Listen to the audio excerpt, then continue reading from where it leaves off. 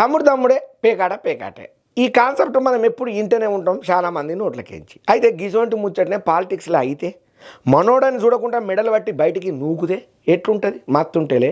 గిసోంటి ముచ్చటనే ఒక పెద్ద మేడం చేసింది అయ్యా. ఇప్పుడు ఆ మేడము సొంతోడని చూడకుండా వాళ్ళ మనిషినే మెడలు బట్టి బయటికి ఎట్లయితే నూకబెట్టిందో ఇప్పుడు ఈ ముచ్చట హాట్ టాపిక్ అయి కూర్చున్నది ఆ పాలిటిక్స్.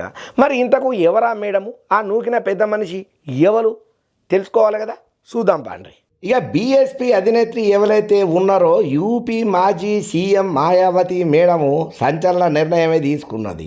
ఆకాష్ మా మామ ప్రభావితంతో పని చేస్తున్నాడు, ఇది పార్టీ ప్రయోజనాలకు ఇఘాతన కలిగించే అంశం, అందుకనే నేను మా అల్లుడిని సస్పెండ్ చేయనీకే నిర్ణయం తీసుకున్నా అని చెప్పుకుంటూ వచ్చింది ఈ పార్టీ మీటింగ్లో. ఆగో ఉన్నట్టుండి ఎందుకయ్యానంటే నిన్న లక్నోలో అయినటువంటి పార్టీ ఉన్నత స్థాయి మీటింగ్లలో అన్ని కీలక పదవుల నుంచి అయిన అల్లుడిని తీసేసుకుంటా మాయావతి మేడము సోమవారం పార్టీ నుంచి బహిష్కరించనీకే గల కారణాలను కూడా చెప్పుకుంటూ వచ్చిందయ్యా. అయితే పార్టీ వ్యతిరేక కార్యక్రమాలకు పాల్పడ్డ కారణంగానే ఆకాష్ ఆనంద్ను మామ అశోక్ సిద్ధార్థ్ను పార్టీ నుంచి సస్పెండ్ చేసినట్టు, ఆకాష్ ఆనంద్ పశ్చాత్తాపం వ్యక్తం చేసిండని కూడా భావించినా కూడా ఆయన రాజకీయ పరిపక్వత చూపించిండని చెప్పి మాయావతి మేడం ఎక్స్ వేదికగా సస్పెన్స్ కు సంబంధించిన క్లారిటీని ఇచ్చుకుంటూ వచ్చిన ఆరోపణల మీద ఆకాష్ ఇచ్చిన వివరణ చాలా వరకు వాళ్ళ మామ ప్రభావంతోనే స్వార్థపూరితంగా అహంకారపూరితంగా ఉన్నదని చెప్పి ఇది పూర్తిగా పార్టీ లక్షణాలకు విరుద్ధంగా ఉన్నదని అన్నారు. ఇసొంటోళ్ళు ఇంకా పార్టీలో ఉంటే వాళ్ళందరూ కూడా పార్టీ నుంచి తప్పుకోవాలి, ఎవరికి వాళ్ళు స్వచ్ఛందంగా కూడా సూచన చేసిందయ్యా. అయితే ఆకాష్ ను గతంలో మాయావతి తన రాజకీయ వారసుగా ప్రకటన చేసింది.